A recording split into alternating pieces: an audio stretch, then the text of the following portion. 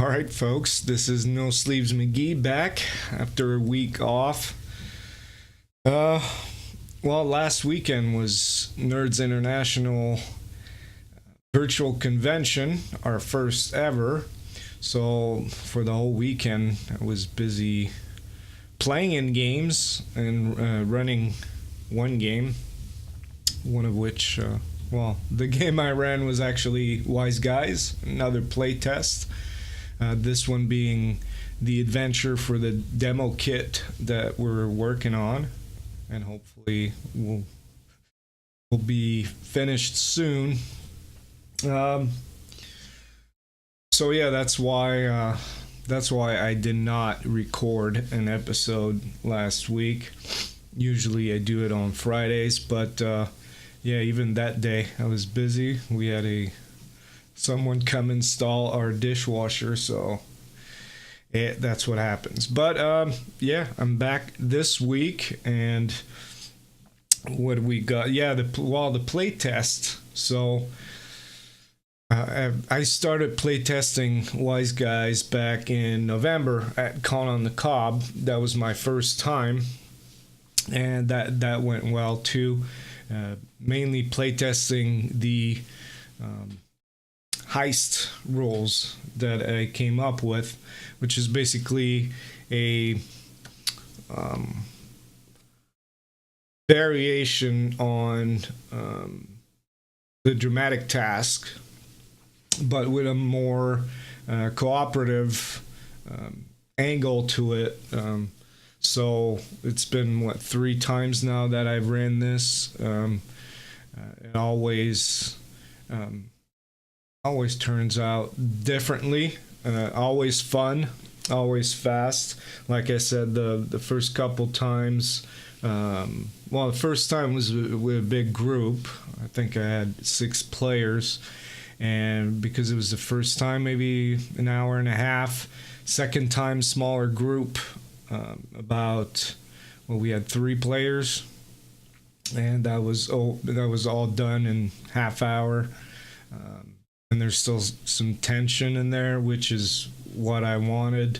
It is still very difficult, but with the group working together to pull off this heist, it becomes easier. So, despite the high penalties for the heist, it works. And the last weekend, I had 7 players for that one. And yeah, it took us about an hour. So I'd say it does what I want it to do. Now I've reached out to some people that will run it with their own group, being the GM. So what I'm mainly interested in finding out, the feedback I want from this is, as a GM reading the rules, do you understand how it works? Because although it's pretty simple and it runs fast, there's about 2 or 3 pages that explain the whole process, and there are some tables that you use. Basically, you draw the cards, and the cards, depending on the suit, tell you what kind of obstacle the crew has to face.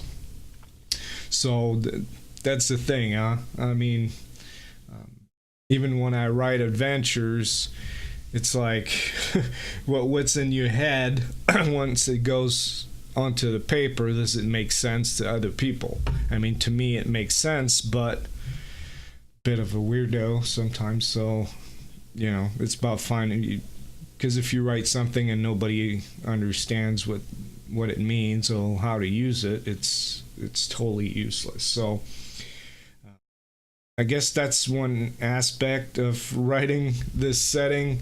If you work for a bigger company, probably all you got to do is write it, and other people take care of that. But I'm doing it all by myself as far as the writing and playtesting right now. So it's good to playtest, because like I've mentioned before, when you write, it's pretty lonely, right? You're by yourself, and you don't get the instant reward or feedback from playing a session. So by at the same time play testing it, yeah, you get to find out if it works. If people are really silent and ask a bunch of questions because they don't know what's going on, then maybe you need to word it differently or explain it better, or maybe it's just too complex. Maybe you should simplify it. But so far, like I said, there's been a few tweaks here and there for the heists, but it's mainly stayed the same. So yeah, I encourage you to playtest it as you write it. Maybe you'll find out that some parts just aren't necessary. Like at first, I had a lot of setting rules, thinking they might be needed, and then besides those sessions where I ran a playtest for the demo kit, I also have a playtest group, big group, 6 players, and we've been playing since the beginning of the year. We've had about 4 or 5 sessions so far. We play every other week, and playing that, I sort of realized, I know it's only a couple sessions, but I find out that some of the setting rules or just plain rules that I've written for this, I'm not using them when I'm running the game, either because they don't come up or because I don't want to stop what I'm doing, which is having a good time role playing, interacting with the players, to look up a rule and read it and stopping the flow. That I guess that's a big thing for me as a GM, and why I like Savage Worlds is that you don't need to have your nose buried in a book, and I don't want the type of setting where you have to do that too to run it well. So if it stops the flow, even if it sounds clever, and it's just not my style. I know it's the style for a lot of designers and a lot of group like it, but as I've mentioned before, I want to write a game that I'd like to run myself or play, and so far it's been the case. So that's about it. Playtest, do it. I think it's important, especially for a setting. Maybe not so much for one sheet or something. I mean, I've done it before, but not as necessary as a setting. Definitely for a setting, you need to put that into play. And then I'll end this with a question from Matt Stark. He asked me, how do I stay focused? So I talked about the focus, and by that I mean knowing when I'm writing and keeping with my goals. But I think what he means here, and what he wants to know, is about motivation to keep writing. And that's hard, like I said, because I've been working on this for a year, and it's still not out, and it probably will take a few more months to be out. But so I'm not a very disciplined person. I've never been, even at a young age. I don't know. It's just not. It's not me. But so how do I do it? How do I keep going through it? Well, first thing, I think I picked a project that I was very passionate about and that I love and can't get out of my head. So that's one thing where I want to do it because I have fun working on it. I like it. This might not always be the case, especially if you're freelancing. You might get into some projects that I'm not feeling that one, and it might be harder. It happened to me a couple times, and yeah, you just have to grind through it. But in this case, there are two writers that I got to interview or listen to, and one would be Paul Williams, known as Wiggy, creator of Hal Frost and prolific writer. I mean, the guy does that for a living, so you know what I wrote, which right now, by the way, milestone, 50,000 words. He can probably write that in a week or two, because he can do it all day long, and he's very talented, and he's a professional. But so what he said was, write every day, write something every day. It might not be about what you're working on. Ideally it is, but write something every day. And that works for me, because I know if I take a day off, if I take a weekend off, then it turns into 3 days, then 4 days, 5 days, sometimes 2 weeks. And by that time, it is very, very difficult to get back into it. And it will happen. But what I do when that happens usually is I'll go through my manuscript, I'll read it, and I'll look at that section, I'll read what I wrote, and then I'll just start. Oh, I don't like that word there, I'll change that. I don't like that sentence. I'll change that one. Or I'll read it and I'll be like, I think it needs another paragraph here, or another sentence. Sometimes delete a whole sentence, because I'll realize I just said the same thing the previous sentence. And then just by doing that, I'll get ideas. And then, like, I might be working on a location, I'll write for that location, and then I'll think of a character. So then I'll jump and I'll go to the NPC section, and I'll write one information from one character, and then it might give me an idea for an edge or a hindrance or another location, and that's how it kind of snowballs, and I start writing again. And yeah, so keep writing every day. Sometimes just a sentence. Sometimes all I do is just editing myself what I wrote previously, and sometimes I'll write a whole page or 2 pages in one day or one sitting, or you never know. But I try to stick to writing it some every day.